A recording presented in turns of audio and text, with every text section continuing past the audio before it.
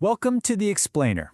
We're all about taking fascinating, sometimes complicated ideas and breaking them down so they're clear and engaging. So today we're diving into a really interesting one. We're looking at claims from a document that suggests the Quran, the central holy book of Islam, isn't just a text, but that it's built around a deep and, well, pretty intricate mathematical system. Okay, so here's how we're going to tackle this. First, we'll get a handle on what the source even means by a hidden code. Then, we're going to explore a couple of key numbers and see how they supposedly fit together. And that'll lead us to the biggest question of all. What does it all mean? The source material we're digging into today puts forward this idea that the numbers you find in the Quran, well, they aren't just there by chance. The claim is that they're part of a deliberate, complex design, almost like a mathematical signature woven right into the fabric of the text itself. So let's get into our first key number. The theory we're exploring presents this one as a foundational piece, like a cornerstone for the Quran's entire structure. And that number is 7.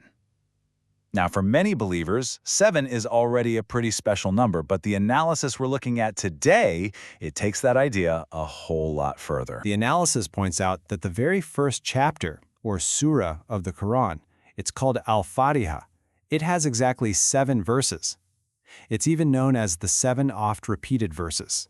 But the most interesting claim, really, is how this number supposedly helps build out the Quran's overall structure. So, to show us how this works, the source material asks us to look at a specific chapter, the 107th one, Surah Al-Maun. And here's the hook. Right after this 107th chapter, how many chapters are left before you get to the end of the Quran? You guessed it, exactly 7. And this is where it clicks into place. You take that chapter number, 107, you add the 7 remaining chapters, and you get 114, which just so happens to be the total number of chapters in the entire Quran. It's a pretty neat piece of symmetry. But it doesn't stop there. What's really fascinating is how this all connects to another key number that proponents of this theory talk about. A number they frame as something like a structural key, or even a divine signature. And that number is 19. Now, according to the analysis, this isn't just some number that pops up now and then. It's presented as something much more like a kind of divine seal. The theory gets its significance for this number straight from the text itself. There's this one verse in the 74th chapter that explicitly states, "Over it are 19. So, those who promote this theory argue that this number, 19, shows up in some really crucial spots. For instance, the analysis claims that the Bismillah, that famous opening invocation, is made of 19 Arabic letters. And on top of that, the total number of chapters, 114, is a perfect multiple of 19. This has led some to suggest it works almost like a mathematical checksum. You know, a way to verify that the text is authentic and hasn't been altered. So you see the crucial point here, right?